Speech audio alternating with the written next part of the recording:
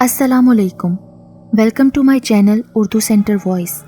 तमाम video updates के लिए उर्दू सेंटर वॉइस को सब्सक्राइब करके बेल नोटिफिकेशन को ऑन कर दें। तो आइए सुनते हैं आज की वीडियो में एक नाकाबिल यकीन, पुरअसरार और इबरतनाक कहानी। मौसम सरमा की तारीक रात थी। हर तरफ हू का आलम था। हर चीज़ अजीब सी वहशत में लिपटी हुई थी। आसमान को काले बादलों ने ढांप रखा था। इस अंधेरे और सन्नाटे में गीदड़ों के बैन दिल चीर कर रख देते थे। गांव की तरफ जाती पगडंडी पर वो तेज तेज कदम उठाता अल्लाहु अकबर की सदाएं लगा रहा था। आसमान पर छाए बादल उसको बार बार बरसने का सिग्नल अपनी मखसूस गरज और बिजली की कड़क से दे रहे थे। आज रात खेतों को पानी लगाने की बारी इसकी थी। इसी में देर हो गई थी। वो बुज़दिल या कम हिम्मत जवान नहीं था। वो पहले भी कई बार इन रास्तों से गुजरा था। इससे भी बदतर मौसम से इसका वास्ता पड़ा था। पर आज न जाने क्यों इसका दिल धड़क धड़क कर किसी अनहोनी का इशारा दे रहा था। कंधे पर रखी कुदाल के दस्ते पर उसकी गिरफ्त बहुत मजबूत थी। इस अंधेरे में इसे कई बार ऐसा महसूस हुआ जैसे कोई अचानक से इसके सामने आकर इस पर हमला कर देगा। वो खुद को निडर बनाता और अल्लाहु अकबर की सदा और बुलंद कर देता। जैसे ही वो गांव के दरमियान वाक़ई कब्रिस्तान के करीब पहुंचा, तेज़ और मूसलाधार बारिश शुरू हो गई। उस पर कपकपी तारी हो गई। उसने खुद को बहुत कोसा। आखिर वो अपनी अकलौती मोटरसाइकिल क्यों नहीं लेकर आया था? अब ये जो अफ्ताद आन पड़ी थी, इसका क्या करे? वो सर्दी की शिद्दत से कांप रहा था। उसने इधर उधर नज़र दौड़ाई, लेकिन अंधेरे और सन्नाटे के अलावा कुछ न था। उसने कदम उठाए, मगर शायद बारिश और सर्दी से लरसते बदन ने चलने से इनकार कर दिया। वो बेबस सा होकर कब्रिस्तान में तकरीबन खुद को घसीट कर दाखिल हुआ। उसने बारिश के कम होने का इंतज़ार जनाजा गाह में रुक कर करने का इरादा किया। जनाजा गाह एक वसी इमारत थी जिसमें एक कमरा और तवील राहदारी थी। पानी और बिजली का भी इंतज़ाम था। सबसे बढ़कर इसकी चारदीवारी बहुत महफूज थी। गांव वालों ने इसी ख़राब मौसम के पेश नज़र इस जनाजा गाह को तामीर किया था। उसे इस वक्त ये फ़ैसला बहुत पसंद आया। वो जनाजा गाह में दाखिल हुआ तो उसे कुछ सुकून मिला। वो कमरे में जाने की बजाय राहदारी में ही रुक गया। अपनी गीली चादर और कुदाल एक तरफ रखी। वो मुकम्मल तौर पर भीग चुका था। उसने अंधेरे में इधर उधर हाथ मारकर राहदारी का एक बल्ब भी ऑन कर लिया। रोशनी हुई तो उसका खौफ भी कुछ कम हुआ। खौफ कम हुआ तो उसने राहदारी में चहलकदमी शुरू कर दी। तभी उसकी नज़र लकड़ियों के एक गट्ठे और पड़ी करीब ही माचिस पे गई। उसकी तो आंखें चमक उठीं। वाह! उसने अपने लरसते बदन पर काबू पाते बेख्तियार कहा और जल्दी जल्दी लकड़ियां तोड़कर ढेर लगाया और माचिस की तीली जलाकर आग लगाने लगा। वो बहुत खुश हुआ जब लकड़ियों ने आग फौरन पकड़ ली। वो आग के करीब होकर बैठा तो ठिठुरते वजूद को सुकून मिल गया। बाहर बारिश बदस्तूर बरस रही थी। जूं ही बारिश थमी, वो भी जाने के लिए उठ खड़ा हुआ। जनाजा गाह से बाहर निकला तो ठंडी और तेज़ हवा ने उसका इस्तकबाल किया। आसमान साफ और चांद की रोशनी से चमक रहा था। उसने कब्रिस्तान में नज़र दौड़ाई तो बारिश का पानी चारों तरफ खड़ा हुआ नजर आया। कब्रें तकरीबन डूब चुकी थीं। 2 घंटे जारी रहने वाली बारिश ने जगह जगह खड्डे और कीचड़ बना दिए थे। वो कब्रों के बीच में से मुश्किल से बचता बचाता रास्ता बना रहा था कि कैसे जाए। उसको अपने आगे रास्ता बंद नज़र आया तो जूं ही वो दाहिनी तरफ मुड़ा, पुराने जनाजा गाह के सामने वाली कब्र खुलने के रूह फरसा मंजर ने उसे साकित और जामिद कर दिया। उसकी रगों में खून मंजमद हो गया। उसने पलके झपक झपक कर कब्र की तरफ देखा कि शायद इसका वहम हो, पर मंजर वही था। कब्र खुली तो उसके अंदर से सफ़ेद कपड़ों में मलबूस एक लड़की बरामद हुई। उसकी उम्र तकरीबन 20 से 22 बरस के दरमियान थी। वो एक दिलकश नकूश की मालिक लड़की थी।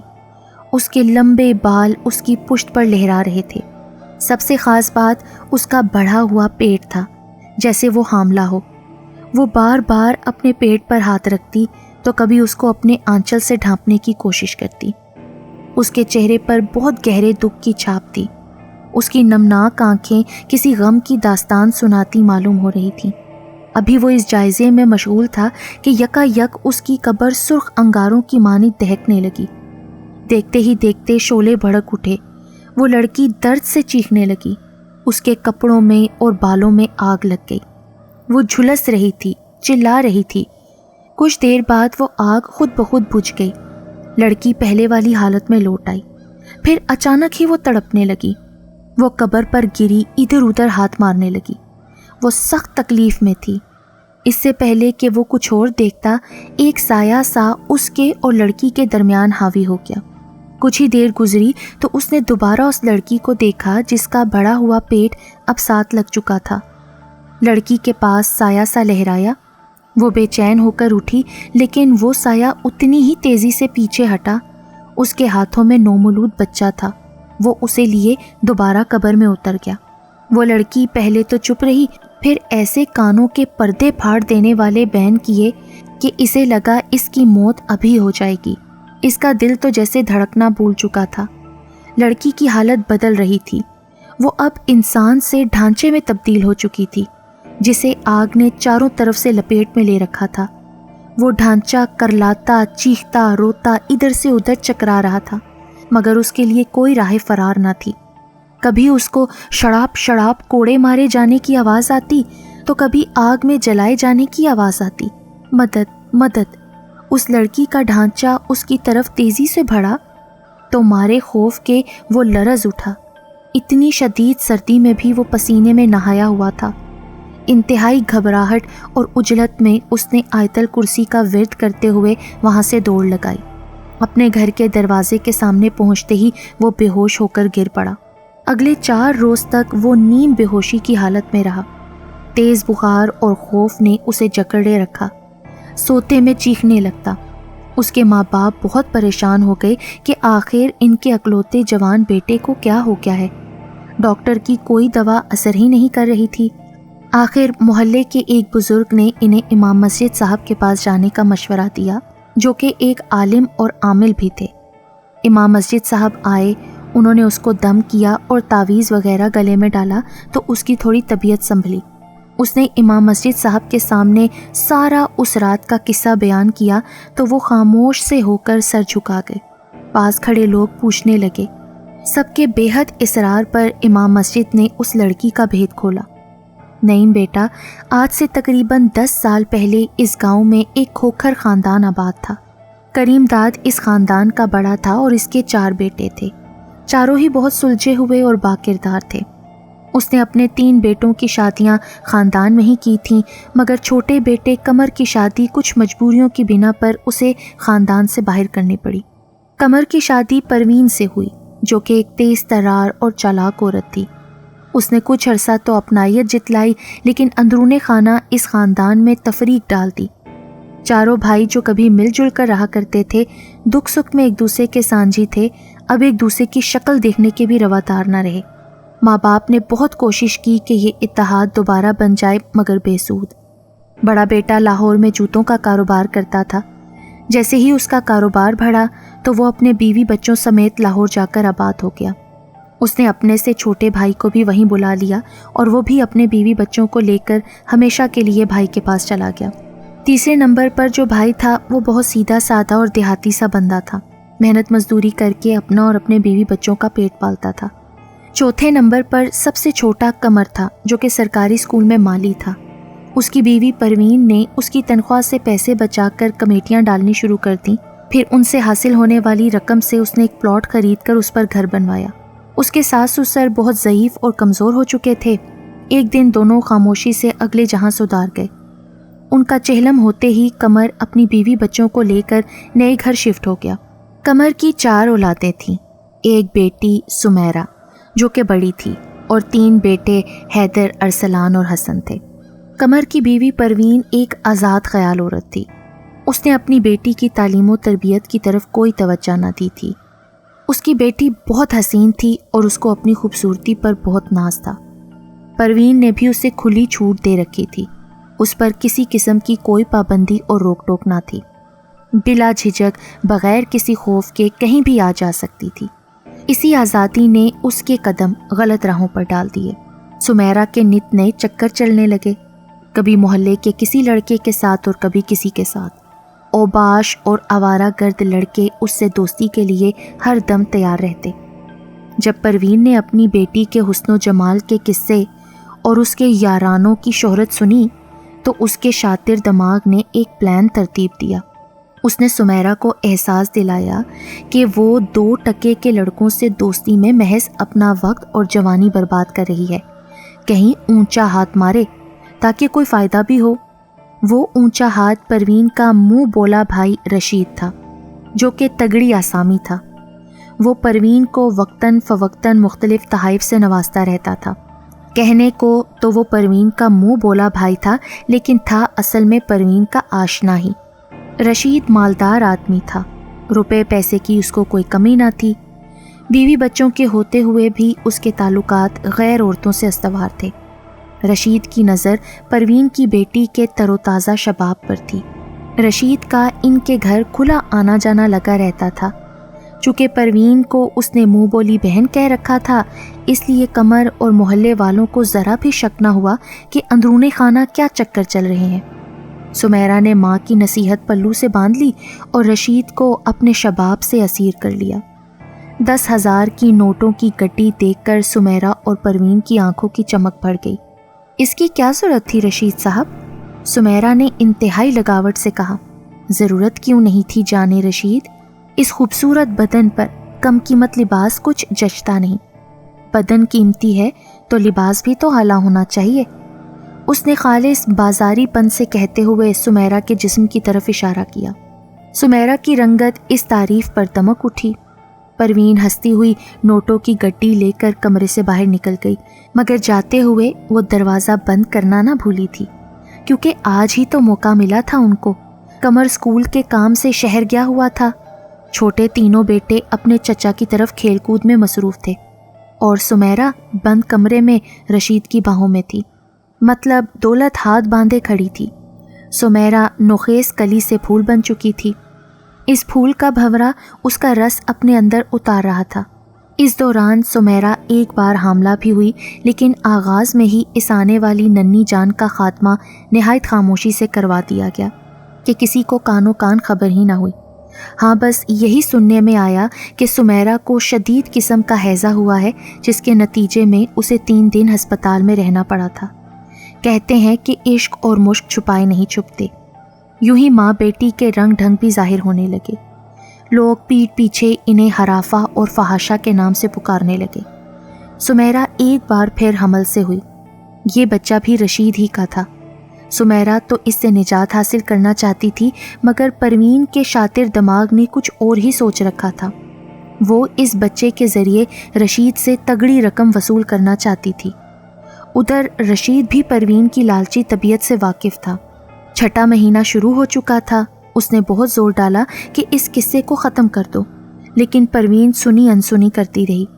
جب رشید نے دیکھا کہ وہ کسی بھی طرح اس بات کو ماننے پر تیار نہیں ہے اور بہت بڑی رقم کا مطالبہ کر رہی ہے، تو اس نے قمر سے ملاقات کی اور ماں بیٹی کا سارا کچا چھٹا کھول کر رکھ دیا، لیکن اپنے کالے کرتوتوں پر پردہ ڈال گیا۔ قمر کو کہنے لگا کہ تمہاری بیوی میری منہ بولی بہن ہے، میں تمہارے گھر میں آتا جاتا ہوں، تو ایک روز میں نے تمہاری بیٹی کو اس کے کسی یار کے ساتھ کمرے میں بند دیکھا۔ مجھے معاملہ گڑبڑ لگتا ہے، تمہیں کچھ نہ کچھ کرنا چاہیے اس سے پہلے کہ تمہاری عزت سر عام محلے میں نیلام ہو۔ قمر کو پہلے ہی سن گن مل چکی تھی کہ اس کی بیوی اور بیٹی اس کی ناک کے نیچے کیا کھیل کھیل رہی ہیں۔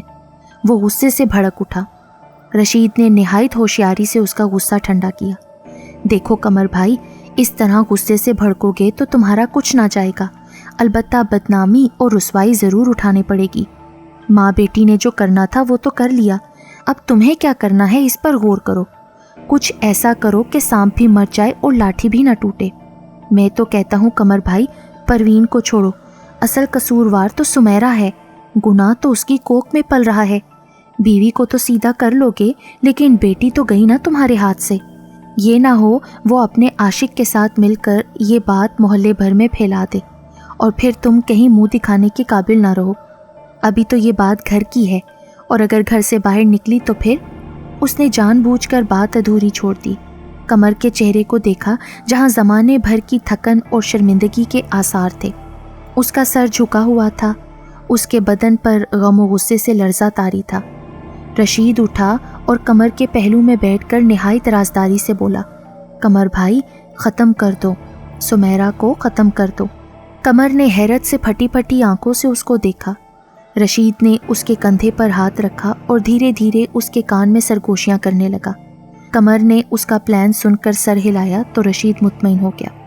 पुलिस की फिक्र मत करो, मैं सब संभाल लूँगा, कोई तुम्हारी तरफ आंख ना उठाएगा। रशीद चला गया तो कमर गैरत की आग में झुलसने लगा।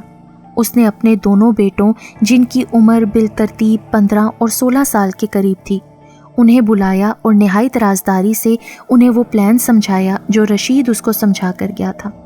वो दोनों बाप का साथ देने के लिए तैयार हो गए। तुम दोनों घर जाओ, छोटे भाई को बहाने से चचा के घर छोड़ाओ, मैं कुछ देर तक आता हूँ। वो दोनों चले गए तो कमर का रुख सीधा गांव के बड़े मेडिकल स्टोर की तरफ हो गया। वो तीनों बाप बेटा आगे पीछे घर में दाखिल हुए।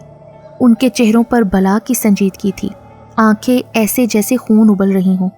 परवीन का दिल किसी अनहोनी के एहसास से ज़ोर से धड़का। उन तीनों का रुख सुमेरा के कमरे की तरफ था, जहां वो आने वाले तूफान से बेखबर सो रही थी। वो उसके कमरे में दाखिल हुए तो परवीन ने भागकर आगे होना चाहा, मगर उसके बेटे ने एक ही धक्के से उसको बाहर निकाल दिया और अंदर से कमरे की चटखनी चढ़ा ली। खटके से सुमेरा की आंख खुली तो अपने बाप और भाइयों को अपनी तरफ आता देखकर लरस कर रह गई। इससे पहले कि वो अपना बचाव करती, दोनों भाइयों ने उसे काबू करके चारपाई के साथ बांध दिया। उसके मुंह में कपड़ा ठूंस दिया ताकि उसकी आवाज़ बाहर ना निकले। बाप ने जेब से जहर का टीका निकाला और उसके बाजू में घोंप दिया। खौफ और दहशत से सुमेरा की आंखें फटी की फटी रह गईं। कुछ ही लम्हों में वो माही बेआब की तरह तड़पने लगी।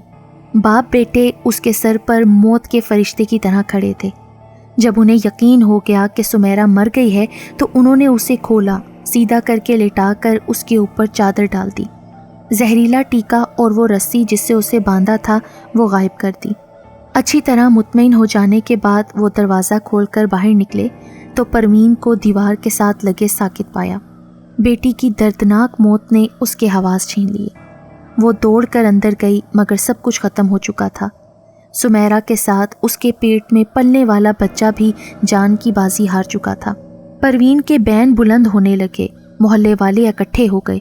सुमेरा की मैयत के बढ़े हुए पेट को देखकर सब लोग समझ गए कि बुरे कामों का अंजाम बुरा ही होता है। माँ तो माँ थी, करलाती रही, मगर बाप और भाइयों की आंख से एक कतरा ना टपका था। दुनिया के दिखावे की खातिर वो उसकी आखिरी रसूमात में शरीक तो रहे, मगर यूं जैसे वो कोई सर से बोझ उतार रहे हों। सुमेरा के कत्ल की गवाह खुद परवीन थी, लेकिन वो किस मुंह से अपने बेटों और शोहर को कातिल कहती। उसने अपने सीने पर पत्थर रख लिया, क्योंकि अपनी बेटी की इस मौत की वो खुद भी असल में जिम्मेदार थी। उसी ने ही अपनी जवान बेटी को गलत राह पर डाला था। दिल में इस राज और दुख को छुपाए छुपाए उसका दिमागी तवाज़ुन बिगड़ गया, और फिर वो मोहल्ले के हर आते जाते शख्स को अपनी बेटी के शुरू से लेकर आखिर तक की रुदात सुनाती। रशीद के कानों तक जब ये बातें पहुंची कि परवीन अपने मुंह से हर आने जाने वाले को ये बताती है कि इसका असल जिम्मेदार रशीद है, रशीद का ही मेरी बेटी से याराना था, तो फ़ौरन वो गांव छोड़कर भाग गया। कमर की इस गांव में बहुत सबकी हुई। रस्म चेहलम के बाद वो लोग इस गांव को छोड़कर कहीं और जा बसे। रफ्ता रफ्ता लोग भी इस किस्से को भूल गए। आज पूरे 10 बरस बाद तुम्हें इसका नज़र आना, और वो भी इस हालत में, यही जाहिर करता है कि वो सख्त तकलीफ़, अज़ियत और अजाब में मुब्तला है और मदद चाहती है, पर वो बेबस है कुदरत के अजाब के सामने। इमाम मस्जिद खामोश हो गए, जबकि नईम सोच रहा था कि इस कहानी के सारे किरदार ही मुजरिम और गुनहगार थे। आखिर वो किसको कसूरवार ठहराए?